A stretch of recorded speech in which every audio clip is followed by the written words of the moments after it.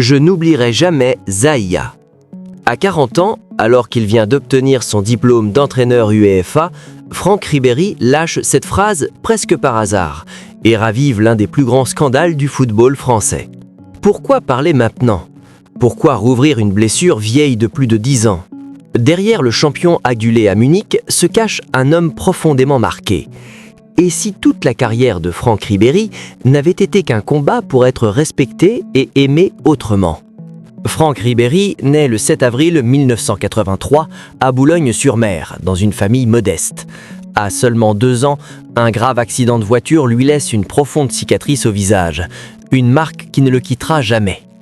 Très tôt, il est moqué, rejeté, marginalisé. On le surnomme Scarface, bien avant qu'il ne devienne célèbre. Mais cette douleur ne le détruit pas. Elle devient un moteur. Le football devient alors son refuge, pas pour fuir, mais pour exister.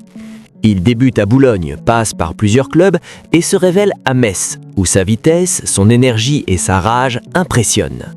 Un passage rapide à Galatasaray, puis un retour en France à l'Olympique de Marseille en 2005. Là, tout change.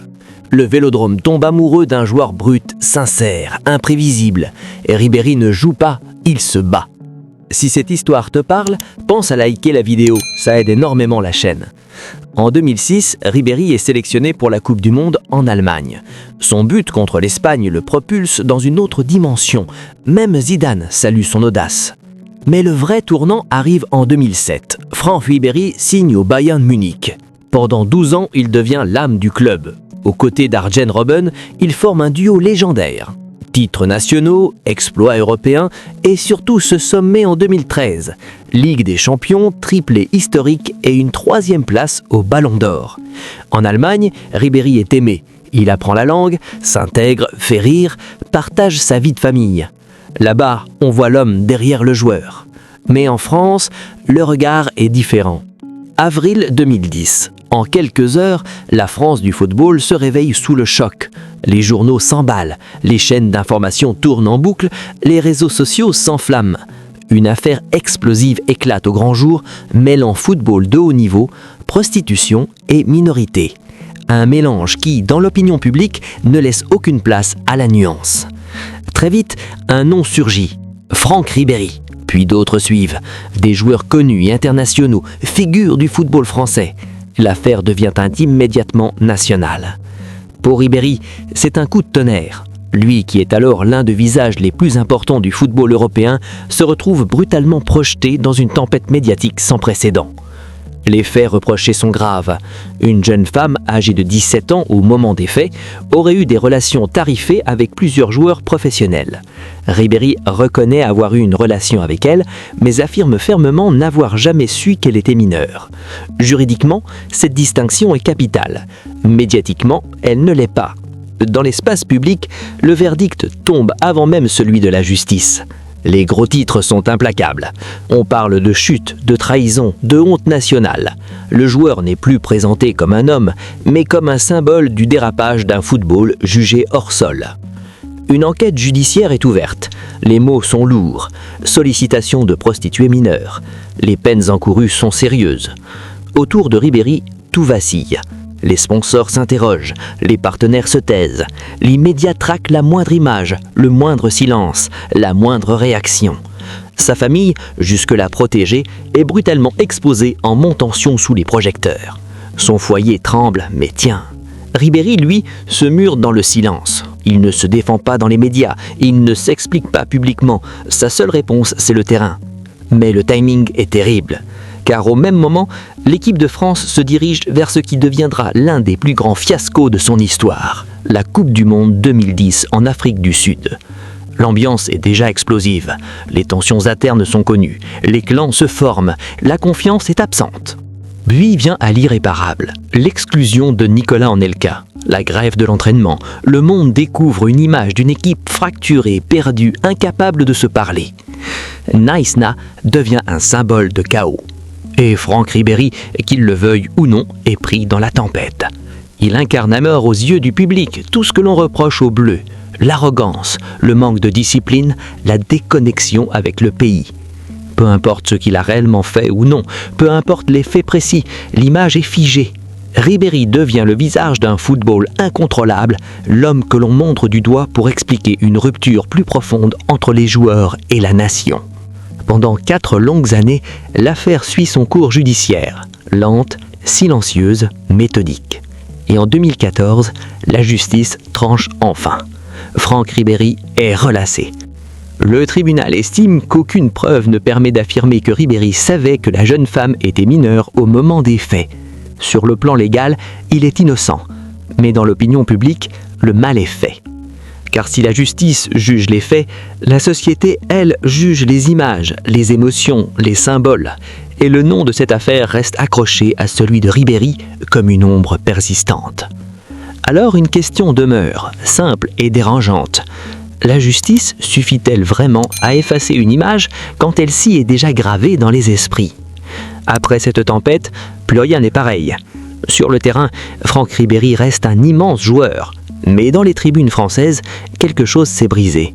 À chaque retour en équipe de France, les sifflets couvrent parfois les applaudissements. Les regards sont durs, les commentaires violents. On ne juge plus seulement le footballeur, on juge l'âme. Son accent devient un sujet de moquerie. Son franc-parler est perçu comme de l'arrogance. Son passé est constamment ramené à la surface. Ribéry n'a plus le droit à l'erreur, et parfois même plus le droit au silence. Chaque geste est interprété, chaque mot est retourné, chaque absence devient suspecte.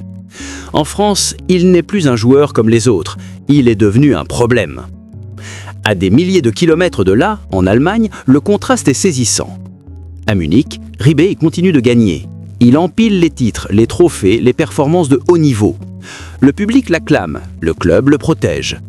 Là-bas, on ne lui demande pas d'être parfait, on lui demande d'être vrai.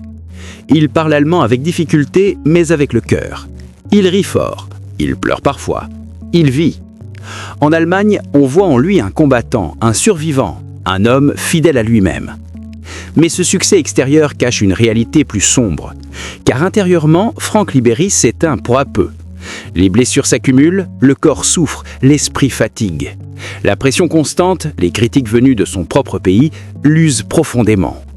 Dans une interview, il lâche cette phrase lourde de sens. « Je gagne, mais je ne suis plus heureux comme avant. » Tout est dit. Il n'a jamais joué seulement pour l'argent ou la gloire. Il a toujours joué pour être reconnu, accepté, respecté. Et ce respect, il ne le sent plus en France. En équipe nationale, l'atmosphère devient pesante. Chaque rassemblement est une épreuve. Chaque sélection ravive les polémiques. Ribéry sent qu'il n'est plus désiré, pas vraiment soutenu, pas vraiment compris. En 2014, après des années de tensions, de blessures et de critiques incessantes, il prend une décision radicale. À seulement 31 ans, un âge encore jeune pour un joueur de son niveau, Franck Ribéry annonce sa retraite internationale. Ce n'est pas un caprice, ce n'est pas une fuite, c'est un aveu d'épuisement.